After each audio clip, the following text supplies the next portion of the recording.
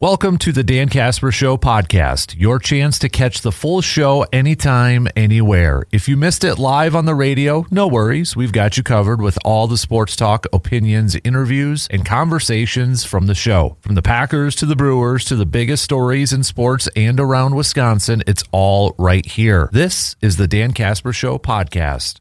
All right, second hour kicking off on this Thursday morning. Thanks for hanging out with us and making us a part of your start here.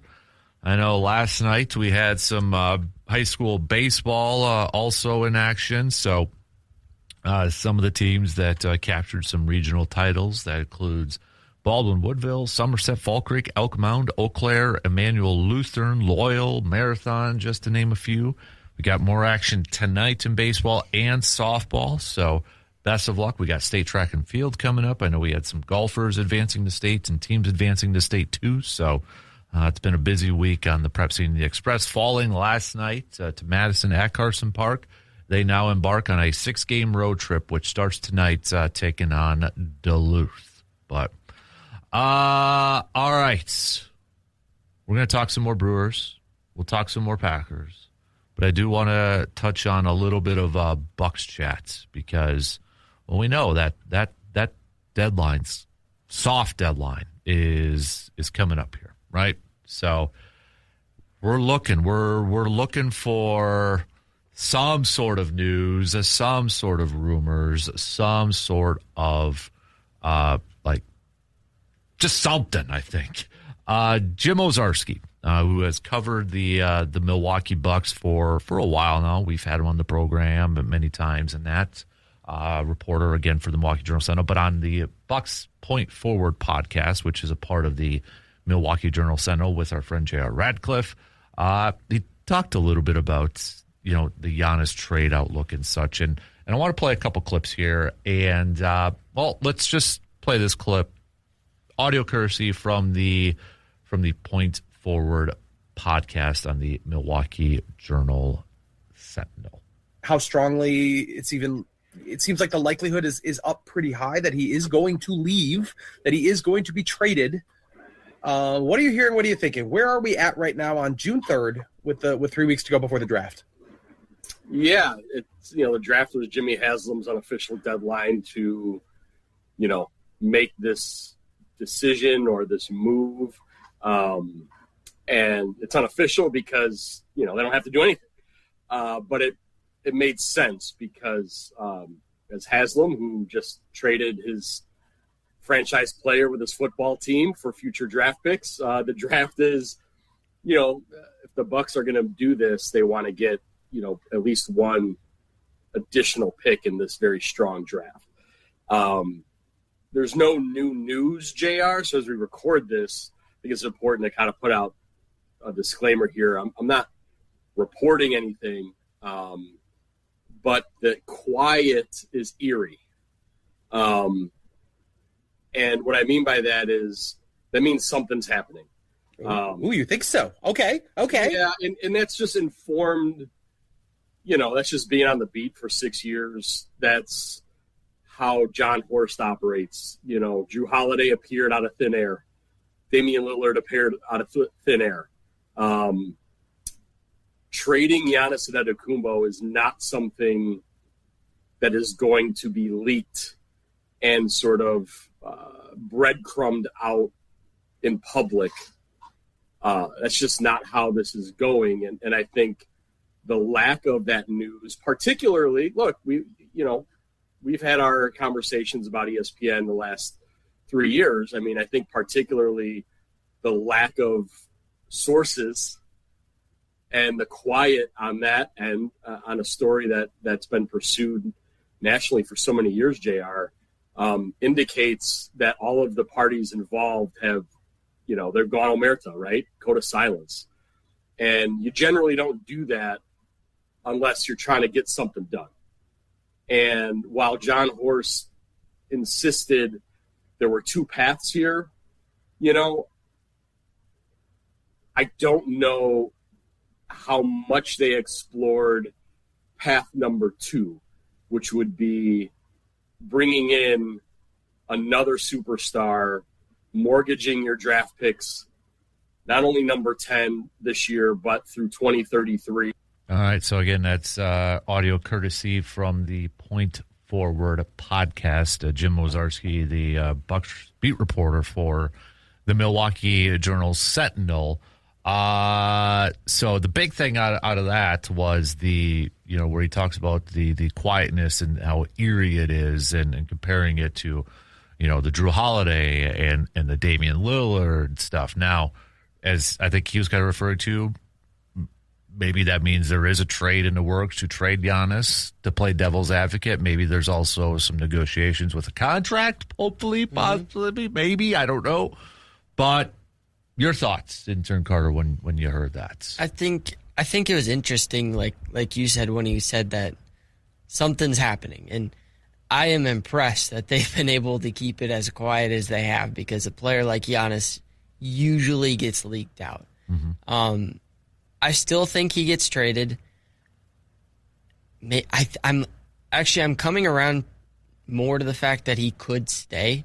I was at like 90-10. I'm like 80-20, which still is, I think he's going to get traded, but you never know. And the Bucks have to get this right. They don't have a choice in this.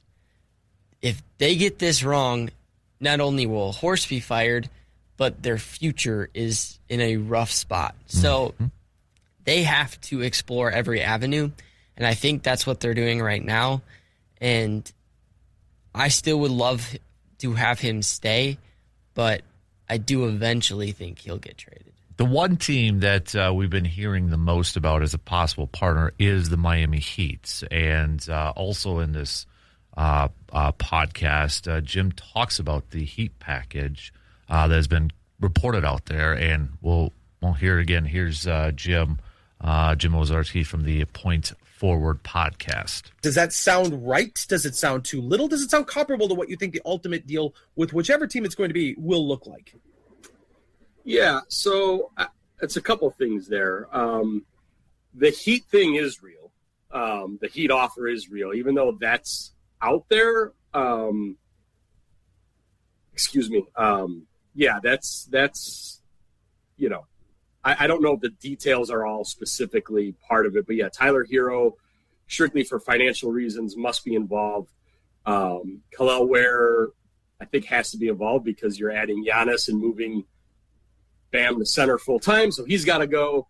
And then after that, there's, I think, a little haggling, if you will, over, who else, right? And, is it Pelle Larsson? Is it Kasparas Jakučiūnas? I don't know. I mean, and I think, honestly, JR, it's more than just those picks. I think it could be the 3 firsts. It would be this year, 26, with a number 13 pick, and then alternating years with swaps in between. So, I mean, I think it's a pretty player and pick heavy thing. And I think why that's important is because, the Bucks have indicated that if you're going to trade Giannis, they want to take everything, picks and players. This checks that box, picks and players. But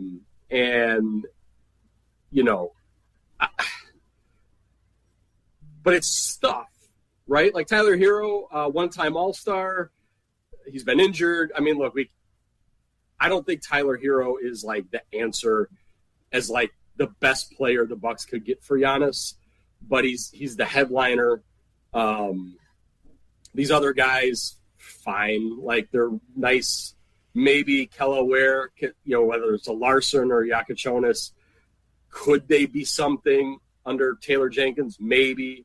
Those are kind of some lottery tickets in a way, but you're going to have to pay them soon because they're not rookies. Jaquez Jr. is kind of one of those like role player guys too. Yeah. Also have to pay him. So that's out there. We know that. And I think, to me, JR, that's like the best package. Players, picks. All right. Again, so audio courtesy from the Point Forward podcast. I think with a package if we use that Heat package, Tyler Hero is Wisconsin. People are going to know him more, coming home and such. But a lot of the other players, that's not going to probably get a lot of Bucks fans excited because they probably don't know a whole lot about those players. And I think it's mostly going to be for the picks. Now, my question would be, you see a couple teams. Well, let's look at the two teams that were in the Western Conference Finals, both the Thunder and the Spurs. For the most part, those two teams built by drafting. Now, Shea Gilgeous was a trade, but Shea Gilgeous wasn't Shea Gilgeous at that point.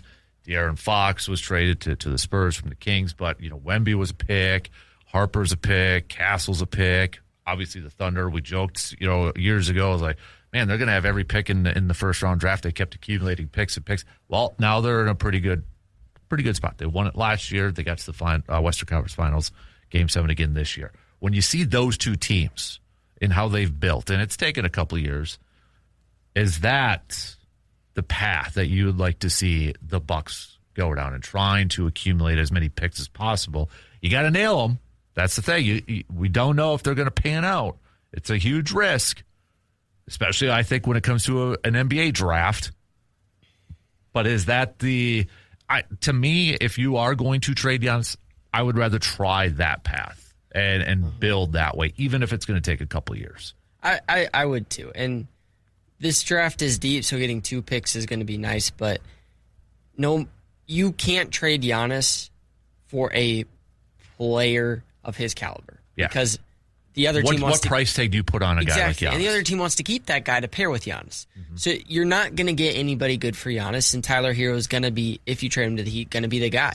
And Tyler Hero is not going to take you places likely. Mm-hmm. And so you're trading him for the future. You're trading him for draft picks. And I think, the Bucks likely are going to have some down years after this. And it's just going to be, the Thunder had down years. And it's just going to be what it's going to be. And they're going to have to build a roster. I mean, like you said, look at the Spurs. They are an incredibly deep team. Mm-hmm. They don't really have... Wemby's a superstar, but he's not the superstar that's going to score 40 points on a given night. He's going to play defense. Jalen Brunson, he's kind of a superstar, but the depth that the Knicks have is why they're winning these games. And so it's no longer the big 3 pairings that get you far in the playoffs. It's depth. And it's young depth if you look at the Spurs. And it's teams that play defense. And they have to build a defensive team to get back to where they want to go. Yeah.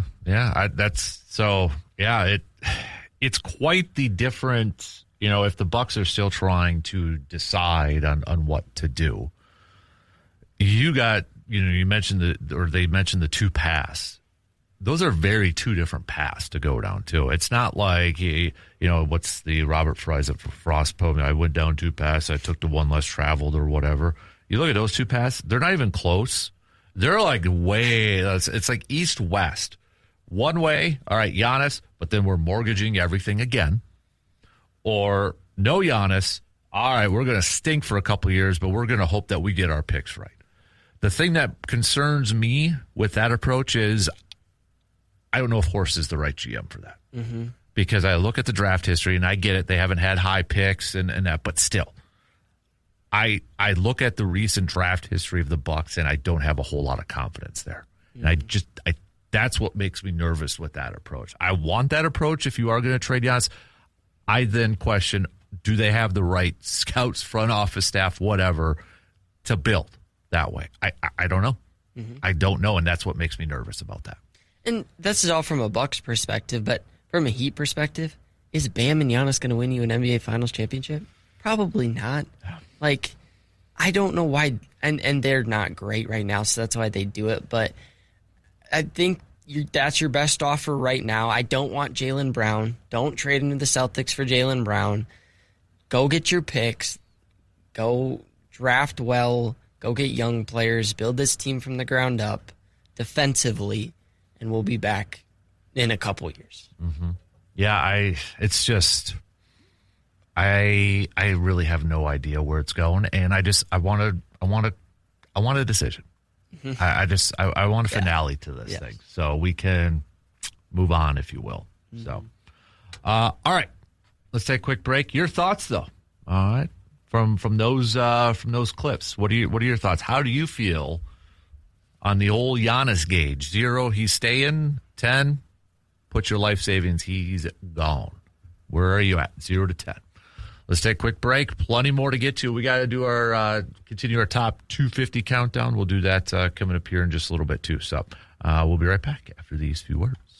Summer is here, and that means it is time to freshen up the home from the ground up with the help from Carpet City Flooring Center. Also, Father's Day is coming up too, so if you want to treat Dad really special this year and maybe help remodel his man cave or his favorite space in the home, you got to start from that ground up, and it starts with the floor. So whether it's for Dad for Father's Day or whether maybe you're hosting some get-togethers or just opening the doors to family and friends, new flooring can completely transform your space. From soft, comfortable carpet to durable luxury vinyl planks, Carpet City Flooring Center, Wisconsin's premier flooring store, has everything you need to bring your vision to life. And it's not just about the looks. It's also about the quality that you can count on and the expert guidance every single step of the way. Their team is ready to help you find the perfect fit for your style, your needs, your budget. If you're not sure where to start, they can help you out. That's what they've done for me over the years. So since summer is officially kicking off here, make sure that your home is ready to shine, especially with the kids maybe staying home now with no school. It's going to be under some more wear and tear. So update those new floors by heading into Carpet City Flooring Center right here in Eau Claire. Just one more Giannis thing, something I saw off there. I did not realize, and I told intern Carter this, the NBA reporter Chris Haynes is related to Giannis. He is Giannis's wife's cousin, apparently. I saw somebody tweet that, and I'm like, no. And I Googled it. I'm like, sure enough. So I know Haynes has done some Giannis reporting in that, but the other part in this whole thing now then, too, I guess, this is where my mind went instantly. If he really, really, really, really wanted out of Milwaukee, couldn't he just use Chris Haynes as a source to put more stories out there to try to push that narrative? You know, that's where my mind went because, you know, we talk a lot about it. Maybe for football, you know, these insiders get stuff from agents or they try to force a narrative, or other teams, they try to force a narrative and stuff. And maybe I'm thinking about it the wrong way, and maybe that's just because this is what I want to think. But I don't know. Part of me is like, okay, if Giannis just was miserable and he really wanted out of there, couldn't he just tell a national reporter some stuff, or hey, be like, hey, cousin-in-law, yeah, help me get out of Milwaukee and try to force or push? I don't know. Now, again, Haynes has done some Giannis stuff in there, and I don't know if that's directly from Giannis, but I mean, it's pretty significant if you're the cousin of his wife, who he's really close with family. So, yeah, I'm sure he's got some stuff. It would be, I don't know, like that to me is like, how do you have that brick wall up when it's that close of a family member? So, and I don't think this is necessarily a Giannis wants completely out. Like, I don't think he hates Milwaukee. I think if the Bucks had a talented roster, he would stay. The problem is they don't. And they can't get there this year with the contracts that they just handed out. And now his teammates are throwing him under the bus. And it's like, Giannis, he may want to stay. I'm not sure, but I think he wants to compete more than anything for a title. And I think he knows that can't happen this year. But you're right. I mean, it's definitely interesting that we haven't heard more from Chris at all, because it's not really been him reporting anything. Yeah. Yeah, I think the latest one was about, there hasn't been really any connections to the Celtics with Giannis and that, but you got to wonder, though, Chris Haynes, is he still with Yahoo? Is that where Chris Haynes is let me double check. Is he still with Yahoo? I'm trying to find NBA reporter. Anyways, Amazon. Amazon under too? Yeah. Be like, hey, Chris. Yeah, NBA insider for NBA on Prime. And can you try to, if I'm his bosses, I'm like, dude, can you make some calls, make some texts, get to some family gatherings? We'll give you some time off if there's a family reunion or anything like that to go to. But come on, I got to utilize those sources. Vacation to Greece. Right, yeah. So I will say, I don't know if you saw the commercial with Giannis in Greece. Yeah. It was pretty good. Yeah. That was for Khaleesi or whatever. It was pretty solid. So, all right. Well, we're less than 3 weeks away from that. Do you think it's going to be happen by? I think it is. It's gotta. Otherwise, that is a failure on the Bucs side. Yep. If this draft is really that loaded or that talented, and you're going to trade them and you don't do it by draft day, that is a complete and utter failure by the Bucs. Yep. 100 and jobs. If it's an owner's decision, that's unfortunate because we can't change owners. But if you can't get that thing done, there's got to be consequences to that, and that's just an absolutely utter failure if you don't get that thing done. Do you think this could be a draft day trade at all? I don't even know if I don't want it to be a draft day trade because I want them to be able to kind of scout. Know that, okay, this is what we got heading into the draft. I did see a report that they are scouting like they have two top 15 picks. And good. I'm glad you got to operate that way. Yeah. But that's true. You want to know what players you're getting. Yeah, just at least have a little bit of a, not to ruin the movie Draft Day, but if you haven't seen it, when they make the pick for the number 1 overall pick that day of, then, Sonny Weaver's got his scouts. Hey, we got to do all this background work. We never did this for this player and that. I don't want that to be the Bucs the day of. So, gosh darn it. We have a texter saying Giannis meter 3.5. Bucs management fan base value him way more than the rest of the league does. Hence why deals never have or will get made, especially at this stage of his career. Okay, that's interesting. Yeah, I'm not sure on that, but okay, interesting. So 3.5 that you don't think he's going to be traded. All right. Yeah, I'm listening to that. I think he thinks Giannis is going to be there. Yeah. All right. We got to take a quick break here. Then we're going to continue our top 250 countdown with America's birthday next month. A month from today, actually. Everybody's doing the 250 thing, so I've got my list of 250 handwritten. Intern's laughing right now. Handwritten 250 moments in American sports. How long did that take you? I'm not quite done yet. We'll just put it that way. But I've got over half of it done. So, broken out by tens so I can keep track of everything. Players, athletes, coaches, teams, leagues, games, plays, all that stuff. Got to be from America in the last 250 years. So, sorry from maybe a cricket or golf game or a horse race in the 1600s. You didn't make it. But I don't even know if they were doing that in the 1600s. But anyways, we'll take a look at some of the teams. And the definition of this whole thing is you can't tell the history of sports in America without mentioning any of these. So let's do that. So we'll take a quick break. Back with that after these few words.